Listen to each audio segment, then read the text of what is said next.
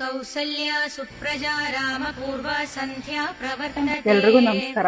ಮಂಜಮ್ಮನ ಅಡ್ಡಾಗೆ ಸ್ವಾಗತ. ಇವತ್ತು ಸಿಂಪಲ್ ಆಗಿ ಒಂದು ಇಡ್ಲಿ ಮತ್ತೆ ಖಾರ ಚಟ್ನಿ, ಸ್ವೀಟ್ ಚಟ್ನಿ ಮಾಡ್ತಾ ಇದೀವಿ. ಇದನ್ನ ಚಿಗ್ಲು ಅಂತ ಕರೀತಾರೆ. ನಮ್ಮ ಅಜ್ಜಿ ಕಾಲದಲ್ಲಿ ಚಿಗ್ಲಿ ಇಡ್ಲಿ ಅಂತ ಮಾಡ್ತಾ ಇದ್ರು. ಅಂಡೆಲಿ ಬಂಬುದು ಸ್ಟಿಕ್ ಸಿಗುತ್ತೆ ನೋಡಿ, ಕೋಲು, ಆ ಕೋಲೆಲ್ಲ ಜೋಡಿಸ್ಬಿಟ್ಟು ಮಾಡ್ತಾ ಇದ್ರು. ಅಂಡೆನಲ್ಲಿ ಒಲೆ ಉರಿ ಹಾಕೊಂಡು ಮಾಡ್ತಾ ಇದ್ರು. ಆ ತರ ಮಾಡಕ್ ಆಗಲ್ಲ ಅಂತ ಇವಾಗ ಬರೀ ಚಿಗ್ಲಿ ಇಡ್ಲಿ ಮತ್ತೆ 2 ಚಟ್ನಿ ತೋರಿಸ್ತಾ ಇದೀನಿ.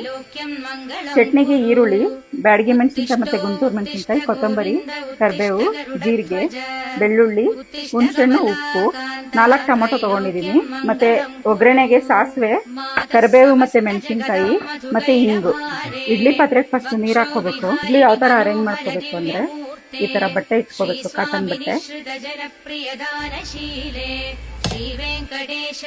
ಮುಚ್ಚಿಬಿಟ್ಟು 1/4 ಗಂಟೆ ಬೇಯಕ್ಕೆ ಇಟ್ಕೊಳ್ಳೋಣ. ಇದು ಅಷ್ಟ ಚಟ್ನಿ ಮಾಡೋದಕ್ಕೆ ಬಾಣಲಿಗೆ 1-2 ಸ್ಪೂನ್ ಅಷ್ಟು ಎಣ್ಣೆ ಹಾಕೊಳ್ಳೋಣ. 1/2 ಸ್ಪೂನ್ ಜೀರಿಗೆ, ಬೆಳ್ಳುಳ್ಳಿ, ಈರುಳ್ಳಿ,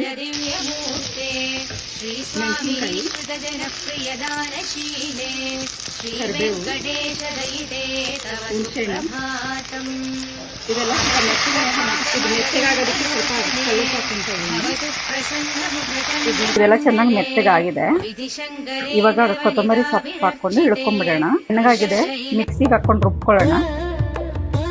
ಸ್ವೀಟ್ ಚಟ್ನಿ ಮಾಡೋದಕ್ಕೆ ತೆಂಗಿನಕಾಯಿ, ಬೆಲ್ಲ ಮತ್ತೆ ಏಲಕ್ಕಿ ಪುಡಿ ಇದನ್ನ ಮಿಕ್ಸಿಗೆ ಹಾಕೊಂಡು ರುಬ್ಕೋಬೇಕು. ನಿಮ್ಗೆ ಬೆಲ್ಲ ಸ್ವೀಟ್ಗೆ ಎಷ್ಟು ಬೇಕು ಅಷ್ಟು ಹಾಕೊಳ್ಳಿ.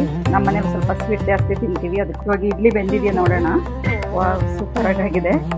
ಒಂದು ಬಟ್ಲಲ್ಲಿ ನೀರು ತಗೊಂಡು ಒಂಚೂರು ಕೈಲಿ ಮುಟ್ಟು ನೋಡೋಣ. ನೋಡಿ, ಅಂಟ ಎಲ್ಲ ಬೆಂದಿದೆ. ಇಡ್ಲಿ ರೆಡಿ ಇದೆ, ಚಿಗ್ಲಿ ಇಡ್ಲಿ. ಇವಾಗ ಚಟ್ನಿ ರುಬ್ಕೊಂಡು ನೋಡಿ, ಚಟ್ನಿ ರುಬ್ಕೊಂಡಿದ್ದೀವಿ. ಈಗೊಂದು ಒಗ್ಗರಣೆ ಹಾಕೊಂಬಿಡೋಣ. ಅದಕ್ಕೊಂದು 2-3 ಸ್ಪೂನ್ ಎಣ್ಣೆ ಹಾಕೊಳ್ಳೋಣ. ಎಣ್ಣೆ ಕಾಯ್ದ್ಮೇಲೆ ಸಾಸಿವೆ ಹಾಕೊಳ್ಳೋಣ, ಮೆಣಸಿನ್ಕಾಯಿ, ಕರಿಬೇವು ಮತ್ತೆ ಸ್ವಲ್ಪ ಹಿಂಗು. ಈ ಒಗ್ಗರಣೆನ ಚಟ್ನಿಗೆ ಹಾಕೊಬಿಡೋಣ. ಇಡ್ಲಿ ಸರ್ವ್ ಮಾಡ್ಕೊಳ್ಳೋಣ. ನೋಡಿ ಎಷ್ಟು ಚೆನ್ನಾಗಿ ಬಂದಿದೆ ಇಡ್ಲಿ. ಅಕಸ್ಮಾತ್ ನೀಟಾಗಿ ಇಡ್ಲಿ ಬಿಟ್ಟಿಲ್ಲ ಅಂದ್ರೆ ಬಟ್ಟೆಗೆ ಹಿಂದೆಗಡೆ ಒಂಚೂರು ನೀರು ಚಿಮ್ಸ್ಕೊಂಡ್ರೆ ಬೇಗ ಬಿಡುತ್ತೆ.